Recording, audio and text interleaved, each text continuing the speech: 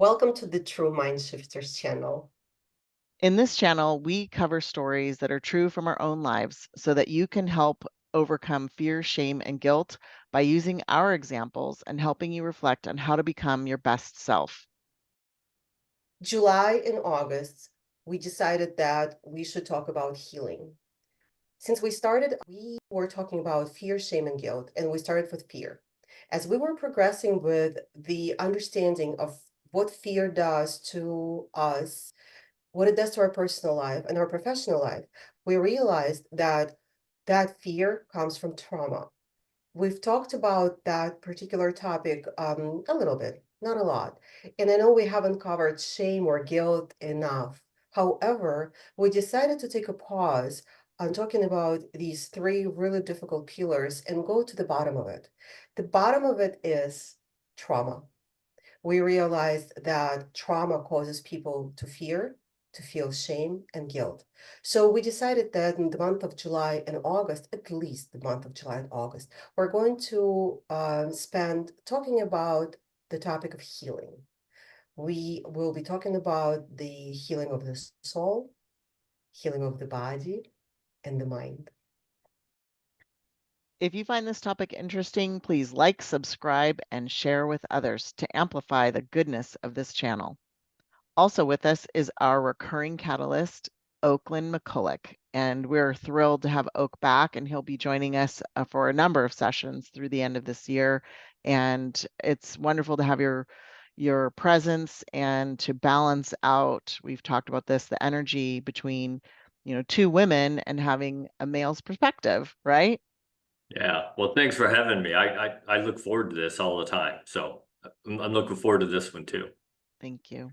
I am super excited, Oak, especially because of the topic of healing, trauma, and men's perspective. As both women who are married to wonderful, wonderful men, we're going through our own learnings of men's perspective, of how men deal with their trauma, and definitely how men express themselves through various ways, and what healing means, and how we can support our husbands in that process. So having you here is super critical today and for our more stories with you, because we're interested to hear from you as a really brave man. What do you think about trauma, men's ability to deal with the trauma, express it, and heal? Yeah, so I think the main thing is that we got to understand that men, uh, everybody's different, and everybody has a different threshold for what trauma. It affects different people different ways, some more than others. And then everybody has every man, just like every woman, but every man has a different way to deal with it. So, and if we understand that, then we can understand that we got to treat people as individuals and understand how they deal with whatever it is they're going through.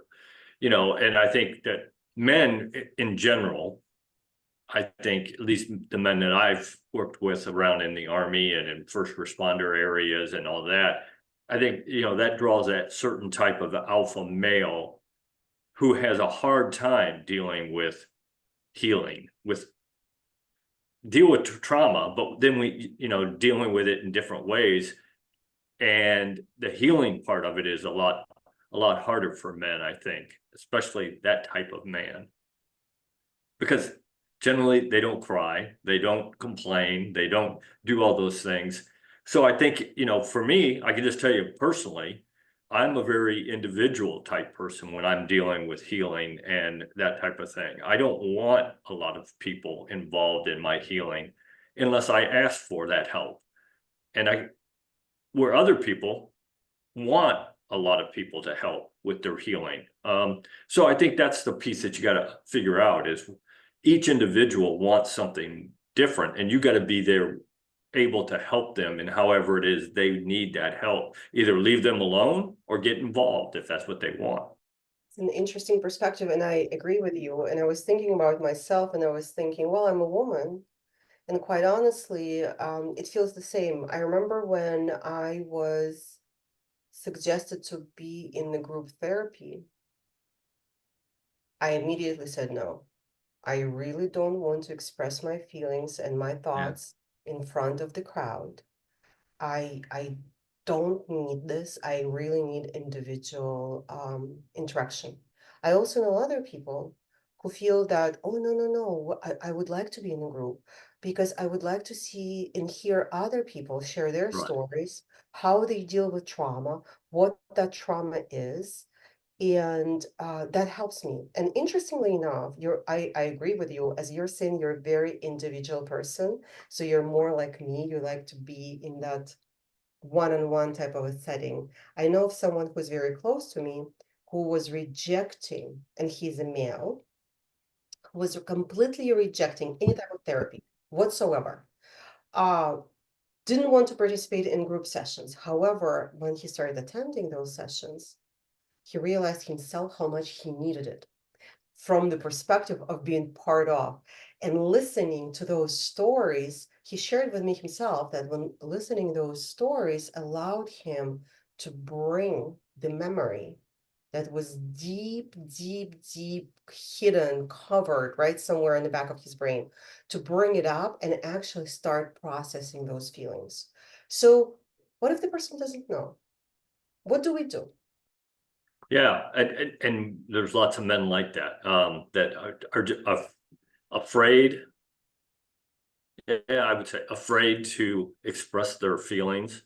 And I can tell you, I've gotten much better at it over the years, thanks to my wife, and other things that I've done. You know, there's a group at our church, at our Catholic church, that it's a group of men that come together, and it's just men. There's a women's group and a men's group, and part of it right at the beginning is you kind of tell your story. And a lot of times when they tell their stories, they tell about a trauma that they went through. And although I didn't go through the same traumas that they went through, just hearing their trauma and how they dealt with it then allows me, like you said, Marina, to then think through my traumas and the things that I need to heal from, and maybe use a technique that they used. But I think that if you know somebody's hurting, I think you just got to be there for them. And that doesn't mean that you have to interject what you think they need to do, but just be there, and let them know that you're there. That if they want to open up, if they want to talk, if they want to express their feelings and what happened to them, and then maybe at that point, once they feel comfortable doing that, then it might transition into, okay, here's some things I can do to help you. But I think the first part is you got to let them figure out when it's the right time to talk about it. I think it's a great point right now to ask Eva something that she shared in a prior story last week that was absolutely mind-blowing realization that Eva came across, um, and see how that can help people feel more comfortable in order to start sharing. Yeah, it's an interesting thing. This insight, or I had, as I noodle on my own impatience sometimes with other people who are going through healing, and sometimes going through healing, you're still acting out in ways, maybe you're not expressing Yeah. your feelings, but it's like popping out the side and you blow up on something else unrelated to your trauma, right? And and so then that triggers me and gets me in my fight mode, right? And I'm like, hey, that's not okay. And Yeah. obviously talking about my marriage, right? And but what I realized is, what if I realized that the things that are coming at me sometimes are a result of someone else's wounds, but I don't see them. I don't see them. I look at my husband, he looks perfect, amazing, gorgeous. But he's wounded. And if I could see the wounds, Right. if I could see what's inside on the outside as like a cut, I wouldn't do what I do. I wouldn't react the way I react. I wouldn't hurt him again with my anger or defensiveness. I would try and help him feel better. You know, I would try and help him heal the best I could, or at least not attack. Right. So that was my aha this past week. And, you know, I think that I share it again, and thanks, Marina, for bringing it up. I hope it helps people pause and think, okay, this is someone's wound speaking. This is not about me. Right. Well, one of the things that that the military and first responder community really talks about is that not all wounds are external. Most of our wounds are not. They're not visible. You can't see them. It's the inside piece. And you hit it right on the head. You got to understand that just because somebody, go back to how somebody normally treats you or normally talks or normally behaves. When they go outside that behavior, then that's a pretty good sign that it's not because they want to or because they thought about doing that. It's because, like you said, it's a reaction to a wound that they have inside that they don't know how to deal with, and they haven't dealt with it. And so every once in a while it surfaces itself.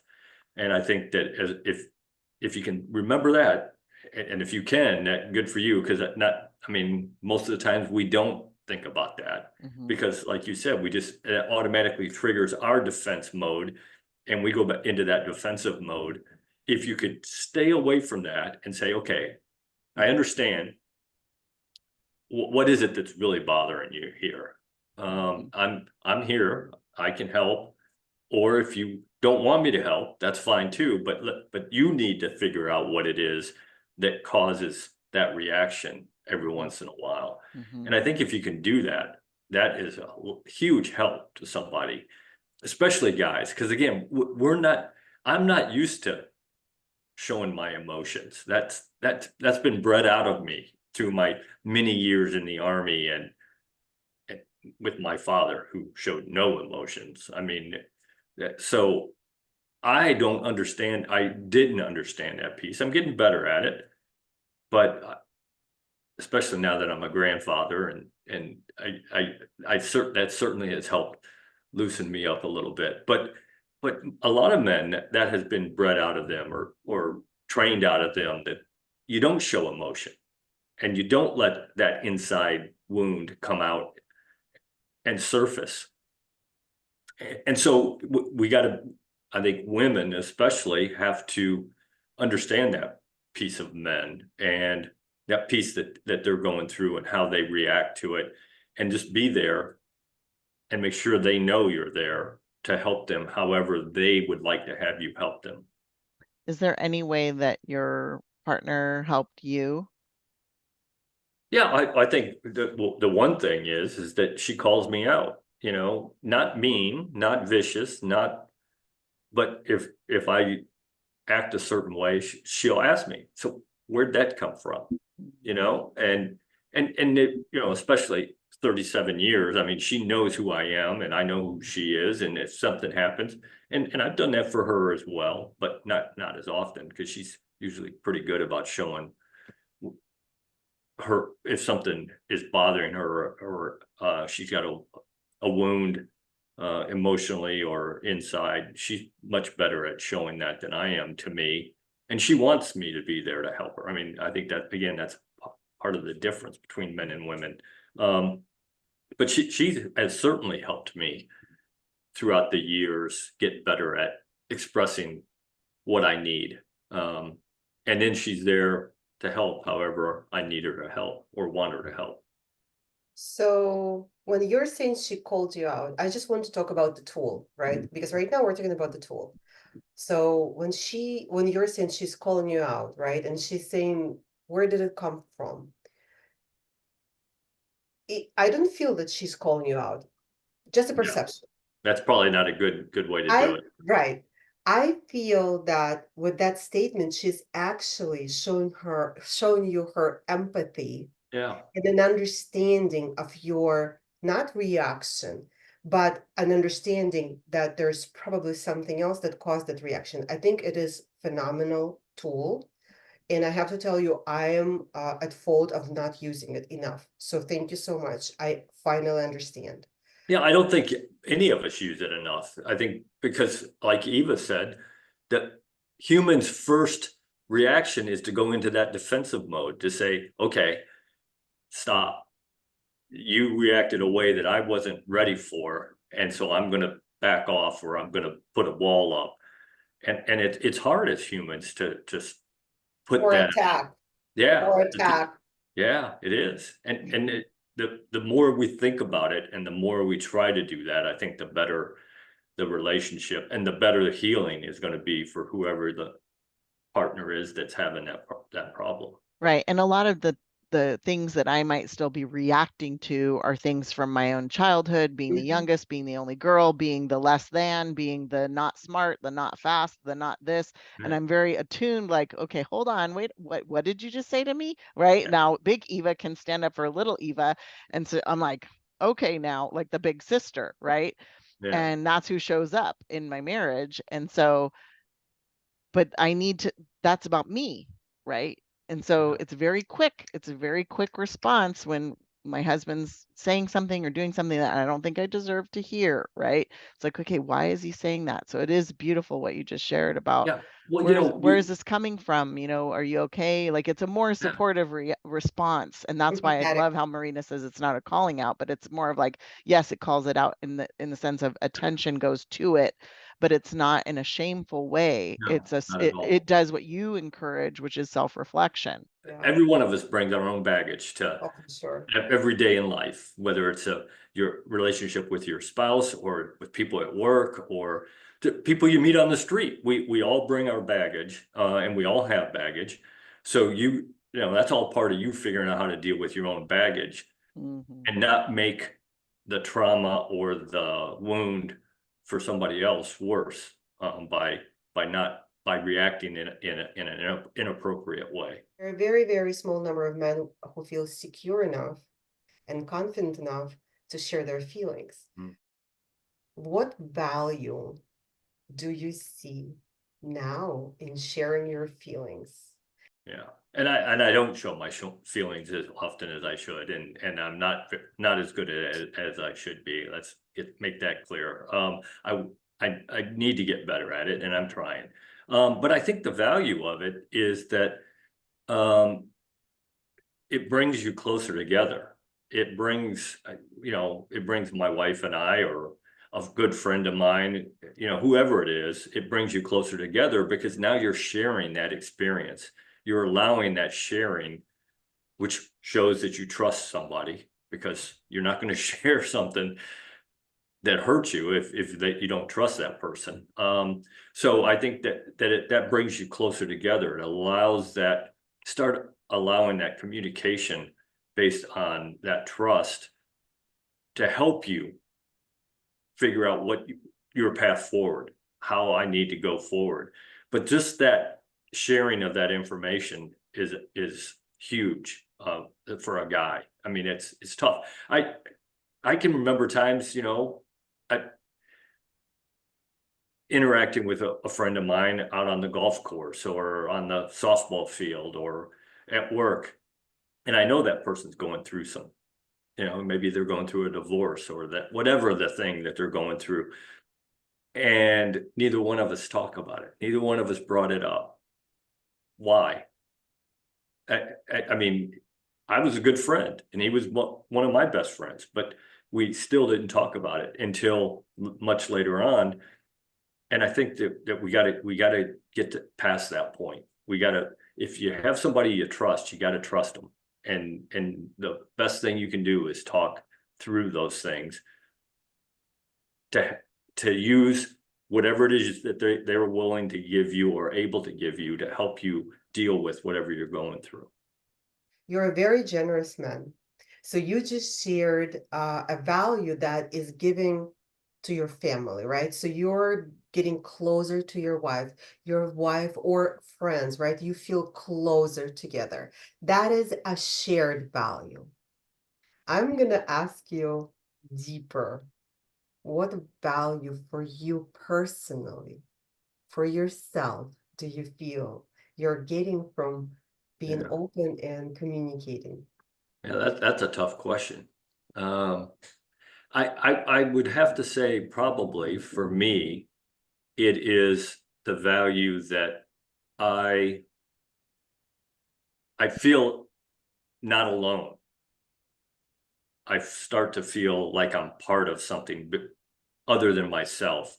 And again, going back to my childhood, that was not a thing that my father, he he was one of those hard, you do these things and you do them because that's what men do, and it didn't matter if you got satisfaction out of it or not. That's what you did. And so for me, that was a hard thing for me to come to grips with, was that I understood I was part of something bigger than myself, but to actually be a part of a smaller thing that was bigger than myself, not serving the country or defending the country or leading men and women, whatever it was, but just that small piece that I'm now part of something that I chose to be a part of, that I wanted to be a part of, and that was so I guess the light bulb went off in my head the first time that my wife and I kind of had that moment together. And it made me feel good. And so now I'm trying to do it more and more than I used to. Not alone. Yeah. That is absolutely fundamental point that it is so incredible, because I completely share that, by the way.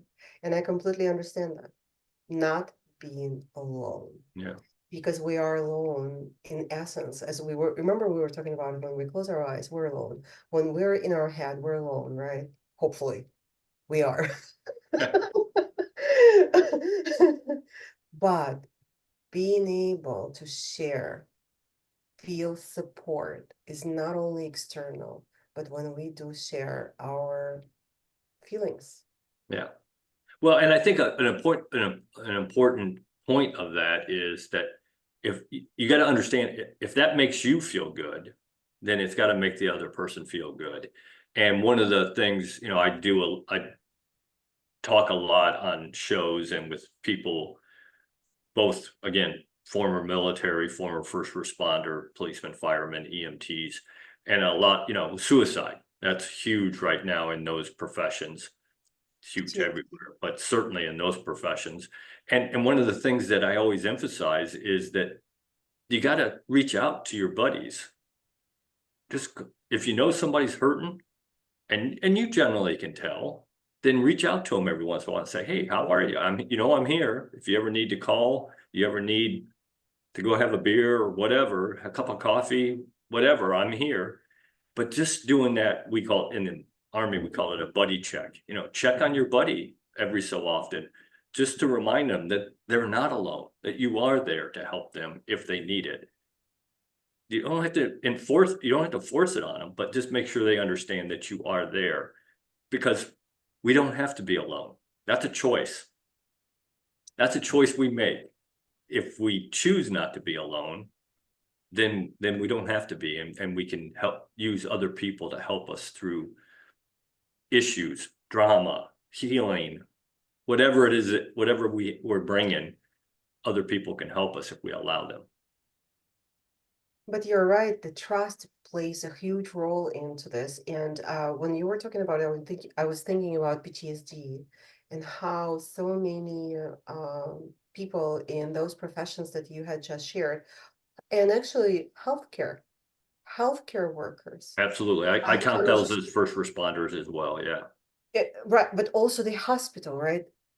my husband is a healthcare worker, and when he starts talking about things like, oh, this person died today, this person died today, this person died today, and I am looking at him thinking, oh my gosh, this is such a traumatic experience to see someone suffering, trying to help that person and not being able to. Yeah. So I think that in PTSD, and it could go across a lot of different professions in situations, right? People don't realize, people are afraid to share their feelings, to share what they're afraid of, because they don't know if they can trust someone. Mhm. Yeah, I And agree. to have that bridge, you're saying, yes, reach out, ask them, do the body check.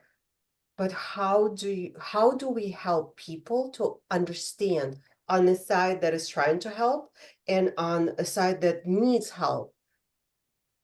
How can they understand or check or whatever that they can trust someone? What would be the tool? Yeah, well, I think it's trust is something that you got to earn from somebody.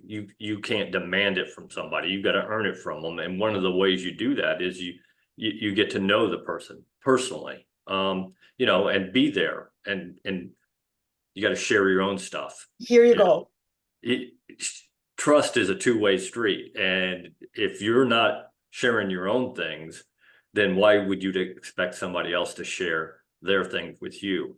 And my wife is a nurse. I've been a nurse for 40 years, and another good friend of mine was a chaplain, and he was a chaplain at a retirement community. And so death was constant, and I one of the ways I helped him, and I knew he needed help, is that I was always willing to listen. And if he asked my opinion on something, I would give it to him. If not, I would just listen and say, yeah, I understand. I couldn't do what he was doing. I mean, there's no way I could have done that.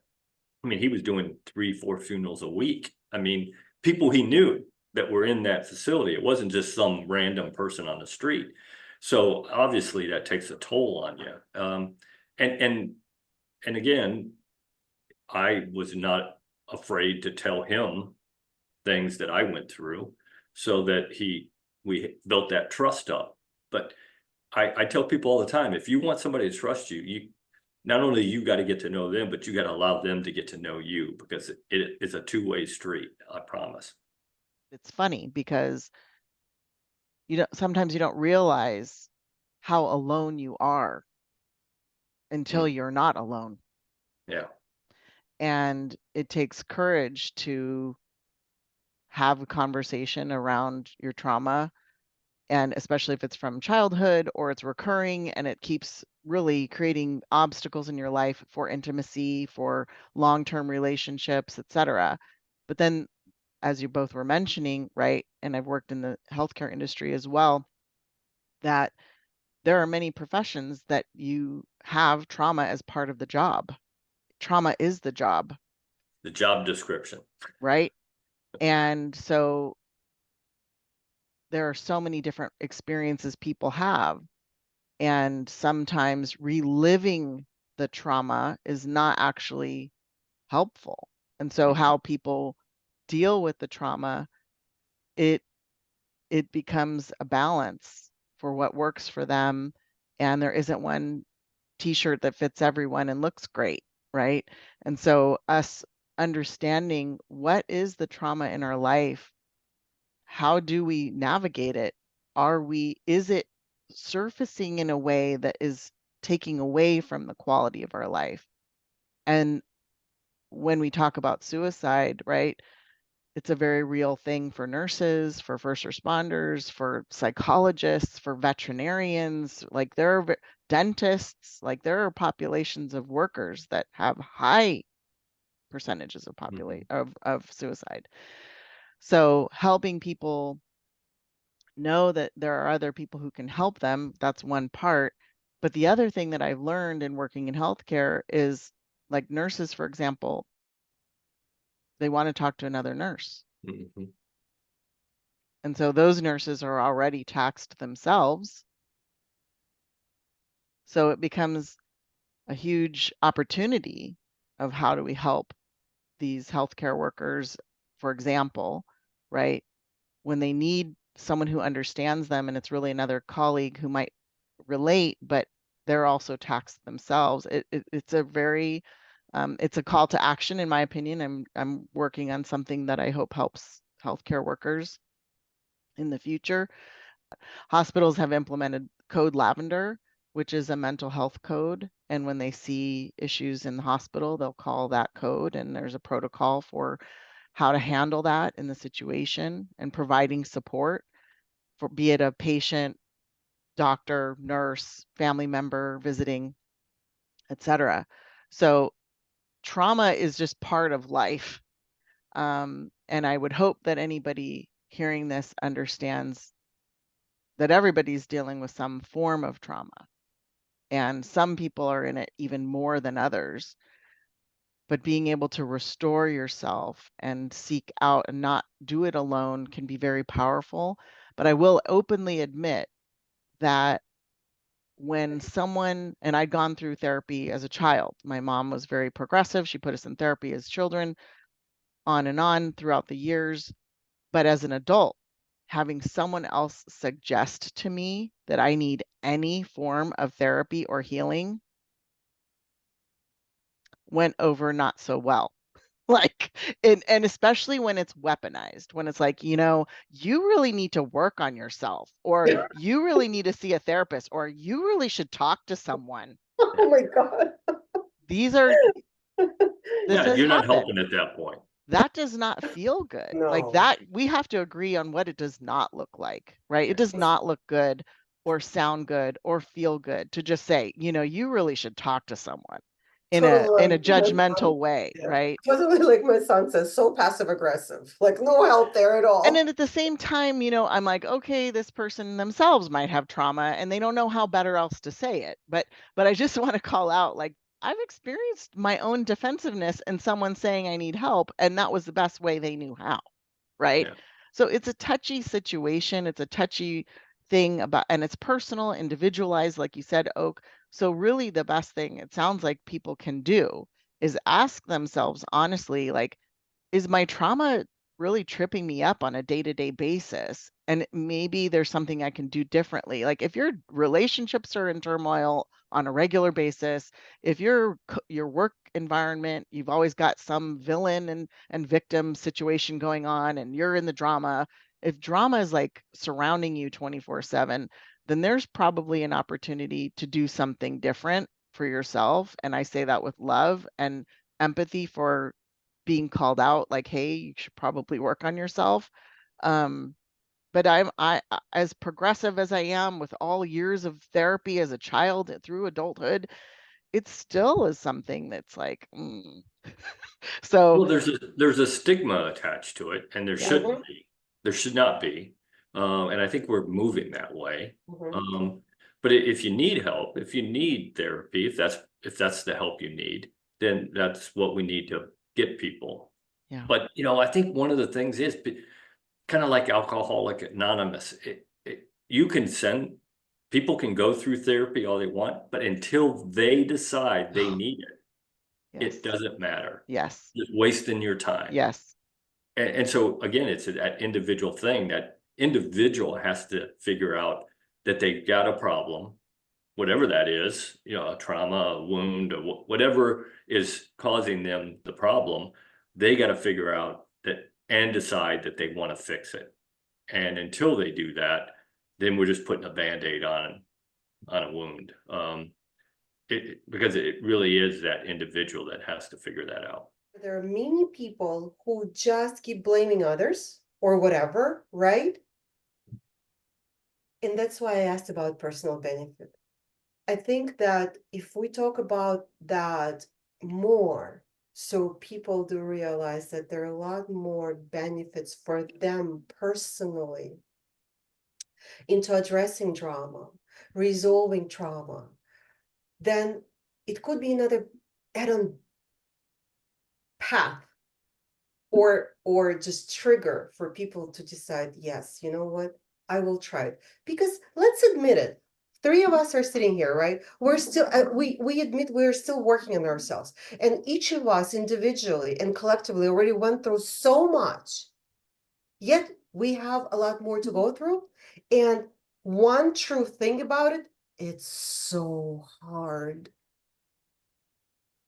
It is so hard. You was talking about her reactions. I'm like, oh my God, I'm the same thing. I remember being so defensive when someone would suggest something that is total benefit to me, especially at work. And I would be so defensive because I would think, because I was so insecure. Mhm. As I started working on myself, I check on my reactions, self-reflection, as you were saying, Og, and I find myself reacting differently. And that is such a huge benefit. So when someone tells me it's so hard to rip this out of yourself, it's so hard to, yes, it is. And I would like to talk more about the benefits of it. Yeah, absolutely. It's healing, but what is it for people exactly, tangibly? What is it? Well, and I also think there's something, a weight. It feels like a weight that you aren't even conscious you're carrying around. Until you put that weight down, you don't realize, oh my goodness. Mhm. It's like liberating. And like you said, Oak, you don't feel alone. You don't feel alone, but it's also like this, a weight gets lifted. And then you see what you are capable of and what was maybe coloring the water, tainting the water that you were drinking, that you were poisoning yourself with. Yeah, that's a great point, Eva. That is Amazing. right on. As Eva was sharing about her realization and how if we see people's wounds outside more, we can understand them better and feel more empathetic, right?